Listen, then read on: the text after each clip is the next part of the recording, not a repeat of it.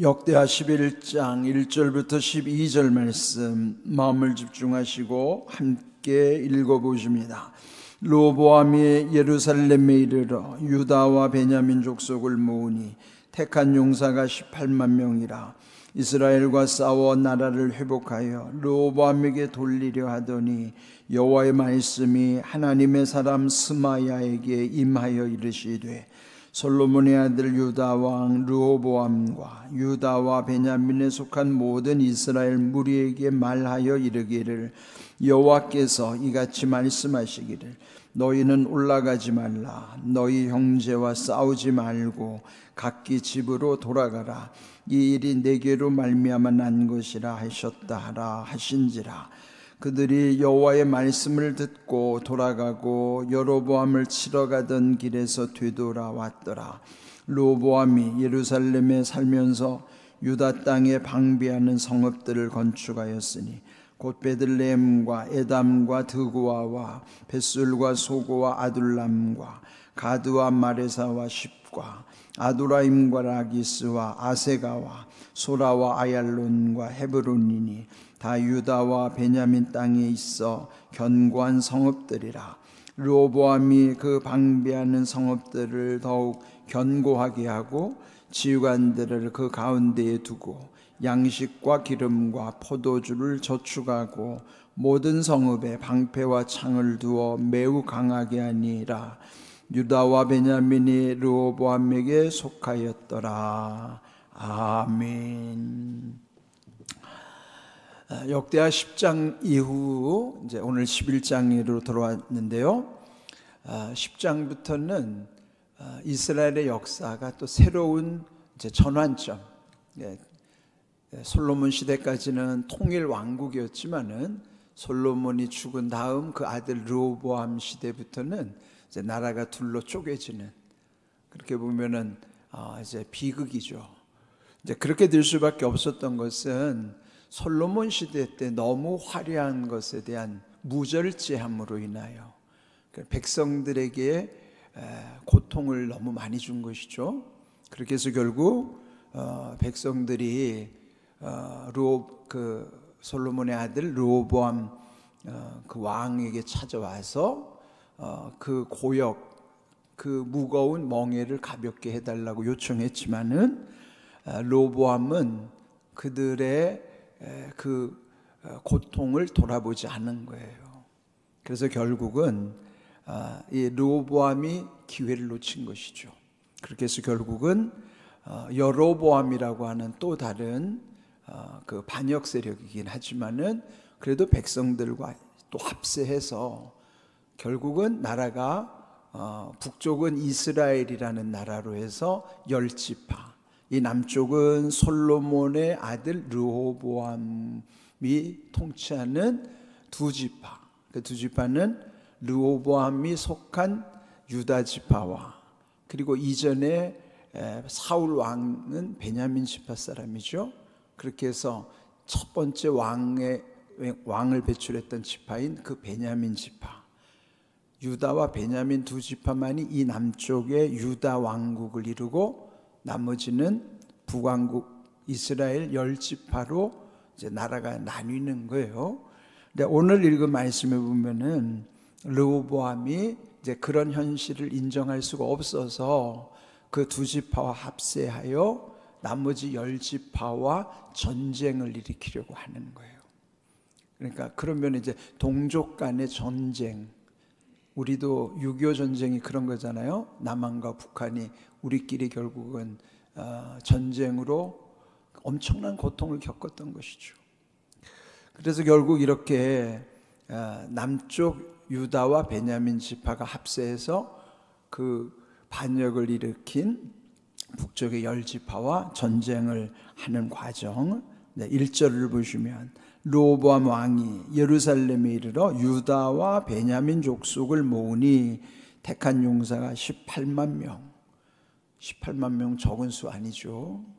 그렇지만은 10지파에 속한 거기는 더 막강할 수 있겠어요. 자, 그런데 여기에 그렇게 한 까닭은 이스라엘과 싸워 지금 이스라엘이라는 것은 북왕국 10지파를 이스라엘이라고 말하는 거예요. 그렇게 해서 결국은 나라를 다시 하나로 회복해 하기 위함이라 그러는 것이죠. 뜻은 좋죠. 그렇지만은 결국은 마음이 다 나뉘어졌기 때문에 그렇게 이제 그렇게 할 수 없고 결국은 전쟁으로 그거를 이루려고 한 것입니다. 근데 여기 이제 아주 중요한 사람이 한 사람 등장합니다. 2절, 여호와의 말씀이 하나님의 사람 스마야에게 임하였다 그랬습니다. 이 위기의 시대에 중요한 게 하나님의 사람의 역할이에요. 근데 하나님의 사람 스마야, 그런데 여호와의 말씀이 그에게 임하였다 그랬어요. 하나님의 사람의 역할은 이런 위기 시대 때에 하나님의 뜻을 잘 깨닫고 그 말씀대로 순종하는 게 중요하죠. 여기 하나님께서 스마야를 통해서, 그 하나님의 사람 스마야를 통해서 이 일이 잘 해결되게 하시는 것입니다. 오늘 우리 이 시대에도요, 먼저 우리가 하나님의 사람으로서의 말씀을 붙잡고 사는 게 얼마나 중요한 것인가. 그리고 물론 지금 교회가 위기의 시대를 맞는다고 하지만은 사실 숫자보다 더 중요한 거는 진짜가 중요해요. 가짜가 아무리 많으면 뭐합니까? 진짜가 있어야죠. 그래서 숫자가 줄어들었다고 해서 진짜가 없어지는 게 아니에요. 어쩌면 숫자가 줄어드는 대신 진짜의 진면목이 더 드러날 겁니다. 그는 숫자에 여러분 속지 마세요. 숫자도 중요하죠. 부흥이 되려면 숫자가 늘어나야죠. 그렇다고 해서 진짜를 놓치면 안 돼요. 진짜가 뭐예요? 그 하나님의 사람들이 진짜라고. 그리고 여기 진짜 하나님의 사람인 스마야를 통해서 하나님이 역사하시는 거예요. 오늘날 우리가 부흥을 위해서도 하나님께 기도해야 하지만은 내가 진짜가 돼야 한단 말이에요. 그게 하나님의 사람으로서의 우리의 이 시대적인 사명을 감당하게 하시는 것이죠. 여기 스마야를 통해서 말씀하기를 3절, 솔로몬의 아들 유다 왕 르호보암 그리고 유다 지파 베냐민 지파에 속한 무리에게 가서 말하라. 하나님이 말씀을 주셔서 가서 전하는 겁니다. 그 내용이 4절이에요. 여호와께서 이같이 말씀하시기를. 그럼 이 말은 스마야를 통해서 하시는 말씀. 그러면 스마야는 말씀을 대신 전하는, 그걸 갖다 대언이라고 그러죠. 대언은 말씀을 대신 전하는 게 대언이에요. 이제 설교하는 것도요, 제 말을 전하면 안 되잖아요. 하나님 말씀을 대신 전하는 거예요. 그 대언자로서의 설교를 해야지, 여기서 제가 제 말을 말씀 무시하고 제 말만 막 일방적으로 전하면 큰일 나죠. 그래서 스마야가 하나님 말씀을 대신 전하는 대언자가 된 거죠. 그리고 와서 말하기를 너희는 올라가지 말라. 그래요? 왜 올라가요? 전쟁하러 좀 올라갈 준비를 다 갖추고 있는데 올라가지 말라. 너희 형제와 싸우지 말고 그랬어요. 그리고 각기 집으로 돌아가라. 형제와 싸우지 말라, 이게 무슨 말이에요? 형제는 싸움의 대상이 아니다, 그런 뜻이죠. 만약에 형제와 싸운다면 형제일 수가 없어요. 그는 뭐예요? 적대 관계예요. 적이 되는 거예요. 그런데 오늘날 우리도 보면은 싸우지 말아야 될 대상과 싸우는 현상들이, 이게 왜 그럴까요? 그게 바로 마귀의 역사예요. 지금 하나님은 그렇게 하지 말라고 그러잖아요. 형제는 싸움의 대상이 아니에요. 그래서 형제와 싸우지 말라. 그런데 계속 마귀는 부추기는 거예요. 이간질을 시키고. 그는 이 반목하고 이런 모든 것은 이 무질서. 그런데 여러분, 우리가 이 신앙에 있어서 제일 중요한 건 영적인 세계에 대해서 우리는 모르잖아요. 눈으로 볼 수도 없고 귀로 들리지도 않아요. 그럼 어떻게 알아요? 그러면 영의 세계는 성경의 말씀을 통해서만 아는 거죠. 예? 우리에게 마귀를 대적하라 그리하면 너희를 피하리라. 예수 그리스도의 이름으로 귀신을 쫓아내라. 그거는 영적인 세계 말씀 속에서 보여주시니까 우리는 그 말씀을 믿고 그렇게 하는 거예요. 근데 안타까운 거는 신앙생활 한다는 사람들이 영적인 세계에 무지하니까 그를 자기 눈에 보이지 않고 들리지 않으니까 마귀의 존재, 귀신의 존재도 믿지 않아요. 거기서부터 이제 속는 거죠. 얼마나 어리석습니까? 저도 한때는 그랬습니다. 한때 저는 신앙의 철이 안 들었을 때, 젊은 시절에, 처음 초기 목회 시절에는요, 저도 그저 보이는 게 다인 것처럼 그렇게 여겼는데, 말씀이 깊이 젖어들고 묵상하다 보니까, 그리고 현실에서 나타나는 영적인 현상들을 보니까 말씀이 거기 우리의 보이지 않는 영적인 세계를 다 보여주는 겁니다. 그러니까 여기서 지금 이 나타나는 영적인 현상, 하나님이 왜 이렇게 말씀하셨는가? 형제와 싸우지 말라. 형제는 싸움의 대상이 아니에요. 자, 그러면서 또 말씀하기를 이 일이 내게로 말미암아 난 것이라. 무슨 말씀일까요? 지금 하나님의 섭리 가운데 이루어진다는 거예요. 지금 이 솔로몬 이후에 하나님으로부터 너무 멀어져 있고 그들의 믿음을 잃어버리고, 그래서 결국은 이게 하나님의 징계의 방법이에요. 그러면 여로보암이 반란을 일으킨 것도 그것은 하나님의 섭리라는 거예요. 그러니까 받아들여라 이 말이에요. 이 일이 너희들이 볼 때는 너희들이 그들을 대적하려고 하지만은 하나님께로 말미암아 난 것이기 때문에 다투지 말아라. 그건 뭐예요? 받아들이라. 그러니까 때로는 우리가 이해할 수 없는 일이라도 이게 하나님의 뜻인가? 한번 다시 생각해 봐야 돼요. 그래서 정말 내가 받아들이기 힘들고 때로는 고통이 와도 하나님이 나의 죄 때문에 이런 심판을 하신다 그러면은 일단은 내가 그걸 받아들이고 그래야 회개할 길이 열리는 거예요. 하나님이 우리에게 이런 어떤 징계를 주시는 것은 하나님께로 돌이키고 회개할 수 있는 시간을 주시는 거예요. 기회입니다, 그때도. 그런데 이들은 깨닫지를 못하니까 그저 맞서 싸우기만 하려고 한 것이죠. 그런데 이제 이런 모든 것을 알려주면서 이제 그들이 이제는 알게 됐죠. 그래서 4절 후반부에 보면 그들이 여호와의 말씀을 듣고 돌아갔더라. 여기 중요한 게 뭐예요? 왜 돌아갔다 그랬어요? 말씀을 듣고 난 다음에 말씀이 깨달아지니까 순종할 수가 있었던 것이에요.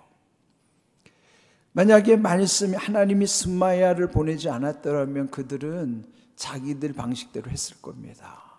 그러면은 그 동족 간에 그 피비린내 나는 전쟁을 또 치러야만 했을 거예요. 그런데 하나님께서는 그래도 르호보암에게 긍휼을 베푸시는 겁니다. 하나님의 사람을 통하여 전쟁을 막고 그리고 다시 돌아가도록. 그래서 결국 여로보암을 치러 가던 길에서 되돌아왔더라. 오늘 제목에 가던 길에서 되돌아왔더라. 여러분, 우리 인생은 끊임없이 길을 가잖아요. 오늘도 여러분이 계속 길을 따라다니겠죠? 어떤 길을 가든지. 근데 그 길이라고 하는 것은 크게 두 가지. 실제로 내 발을 다니는 길이기도 하지만은 큰 흐름으로 보면은 우리 인생의 모든 것이 길을 따라서 살아가는 존재예요. 그래서 성경에 보면 길에 대한 말씀 많죠. 그러면 의인의 길도 있고 악인의 길도 있고 또 마지막 길이 천국 가는 길이 있고 지옥으로 떨어지는 길도 있고, 우리 인생은 결국 길을 따라가는 존재가 되는 거예요. 그런데 이런 길을 가는 존재인데 정말 중요한 게 뭐냐? 여기서 가던 길에서 되돌아왔더라. 그는 뭘까요? 가던 길에서 되돌아왔던 거는 그들이 잘못됐기 때문에 되돌이킬 수 있는 거예요. 그런데 그걸 어떻게 깨달았을까요? 말씀을 듣고서 가던 길을 되돌아가는 거예요. 그러니까 우리가 왜 말씀 듣는 게 이렇게 중요한지 알죠? 말씀이 내게 들려져서 깨달아지면은 내가 가던 길에서 잘못됐으면 금방 돌이킬 수가 있어요. 그런데 여러분, 우리가 길을 갈 때 잘못된 길을 갈 수도 있잖아요. 뭐 운전을 하든지 어떤 낯선 데를 가든지 하면은 우리가 다니던 길은 익숙하지만 처음 가는 길은 누구나 다 낯설죠. 그래서 때로는 헷갈려서 길을 잘못 들기도 하지만은, 근데 대체로 보면 어떤 분들은 가다가 모르면 자주 물어보는 사람들은 그래도 길을 잘 찾아갑니다. 근데 꼭 보면은 묻는 거를 별로 좋아하지 않는 사람들이 있어요. 특별히 남자들은 이상한 자존심이 있어가지고 잘 안 물어봐요. 그러다가 계속 가다 보면은 갈수록 잘못된 길을 계속 가다 보면 어떻게 될까요? 그는 다시 돌이켜 오려면 그만큼 헛수고를 해야 되는 거예요. 그러니까 가다가 모르면은 물어보는 게 제일 좋아요. 그러니까 안 물어보고 그냥 계속 잘못된 길을 가면 갈수록 더 고통스러운 거죠. 더 손해만 나는 거예요. 우리 인생길이 그런 거죠. 우리가 가는 길은 다 처음 가는 길이에요. 오늘 하루에 내가 가는 길도 물론 여러분이 익숙한 길을 다니겠지만은 실제로 보면은 내 인생의 길에는 오늘이라는 날은 처음 경험하는 날이에요. 한 번도 안 살아봤잖아요. 근데 내가 오늘 어떻게 될지 내가 어떻게 알아요? 하나님 우리에게 매일 새로운 날을 주시는데 그러면은 몰라요. 우리는 오늘 무슨 일이 날지. 그럼 내 길을 하나님께 자꾸 물어보는 거예요. 하나님, 저기에 늘 바른 길을 갈 수 있도록 깨닫게 하여 주시옵소서. 그럴 때 사실 길의 원조가 누굽니까? 내가 곧 길이요. 누가 말씀하셨어요? 요한복음 14장 6절에 나오잖아요. 예수님이 말씀하셨잖아요. 내가 길이야. 길의 원조는 나라고. 예수님이 길의 원조란 말이에요. 그 길이 어디까지? 예수님 의지하여 가는 길이 거기가 바른 길을 가는 것이고 예수님 손잡고 가는 길이 마지막 천국 길이에요. 그래서 우리는 끝까지 예수님 손 놓치면 안 된단 말이에요. 우리가 오늘 하루의 길도 예수님 손 붙잡고 예수님 의지하면서 가야 되는 길입니다. 그러니까 여러분, 길이라고 하는 거는 여기서 지금 가던 길, 그게 바른 길이면 계속 가는 게 좋고 잘못됐으면 되돌아오는 게 맞아요. 그런데 예수님이 태어나셨을 때에 동방의 박사들이 왔잖아요. 그들이 돌아갈 때 뭐라고 하나님이 말씀하셨을까요? 자, 마태복음 2장 12절 함께 있습니다. 그들은 꿈에 헤롯에게로 돌아가지 말라 지시하심을 받아 다른 길로 고국에 돌아가니라. 자, 동방박사 세 사람 예수님 아기 예수께 경배하고 돌아가려고 하는 차에 말씀하시는 거예요. 그런데 이미 앞에 헤롯에게 들렸다 왔기 때문에 헤롯이 뭐라 그래요? 네가 가서 그 왕이 태어난 데를 알면은 나에게 와가지고 알려줘라. 나도 경배하겠다. 그랬을까요? 그는 그 왕으로 태어난 아기를 죽일 생각을 했어요. 그래서 그 위험으로부터 하나님을 막기 위해서 그 동방박사들이 돌아갈 때는 왔던 길로 가지 말고 다른 길로 가라 이 말이에요. 자, 이건요, 왔던 길을 되돌아가는 길. 오늘을 보면은 잘못된 길은 다시 되돌아가야 맞는 말이지만 이거는 되돌아가면 또 더 큰일 나는 길이에요, 이게. 동방박사들은요. 그럴 때는 하나님은 뭐예요? 되돌아가지도 말고 다른 길로 가라는 거예요. 그 제3의 길로 가라는 거예요. 하나님은 이렇게 구체적이신 하나님이에요. 예? 우리가 살아야 될 길이 이게 지금 내가 가는 길을 바로 가야 될지 되돌아가야 될 길인지 아니면 그것도 아닌 제3의 길 다른 길로 가야 될지 우리 몰라요. 길은요, 가던 길을 계속 가야 되는 길이 있는가 하면은 잘못됐으면 되돌아가야 되는 길도 있지만 그리 가면 큰일 나니까 여기처럼 다른 길로 가게 하시는 길도 있어요. 우리 그거 몰라요. 누구만 알아요? 예수님만 아시는 거예요. 왜요? 당신이 길이니까.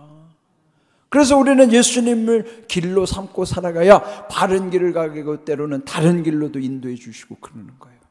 그게 잘 되는 길이에요. 복 받는 길이란 말이에요. 그럼 우리는 어떻게 해야 될까요? 시편 37편 말씀 다시 한번 읽어봅니다. 내 길을 여호와께 맡기라. 그를 의지하면 그가 이루시고. 무슨 말씀일까요? 우리 인생길은 다 몰라요. 다 각자 길도 다 다르고 가는 길 다 다르죠 우리가. 예? 부부라도 한 길을 가는 게 아니에요. 다 각각 자기 길은 자기 인생의 길이 다 달라요. 자식의 길을 대신해 줄 수도 없어요. 부부라고 같이 갈 수 있는 길도 아니에요. 오직 함께 하시는 분은 예수님밖에 없어요. 그래서 각자 자기의 길을 갈 때에는 그 길을 여호와께 맡겨라. 그리고 하나님 의지하면은 하나님이 이루신다는 거예요. 예? 데살로니가전서 5장 24절에도 예? 그가 이루시겠다고 약속해. 너희를 부르시는 이는 믿으시니 그가 또한 이루시리라. 결국 하나님이 이루셔야 되는 겁니다. 오늘 여기에 길을 되돌아갔다는 것은 잘한 거예요 그들은. 그러나 동방박사들도 마치 되돌아가는 길로 가면 그는 큰일 나는 길이에요. 그러니까 우리 길은 세 가지 길이에요. 가던 길을 계속 가는 길은 바른 길일 때, 그러나 그게 잘못되면 되돌아가야 되고, 되돌아가는 길도 위험하면 다른 길로 가게 하시는 게 하나님 뜻이라는 거예요. 그거 어떻게 해요? 길이신 예수님만이 우리를 그렇게 인도하실 수 있어요. 우리의 길이 되시는 예수님을 의지하시고 천국 길을 향해서 우리 길을 잃지 않는 인생이 되시기를 주님의 이름으로 축복합니다. 아멘.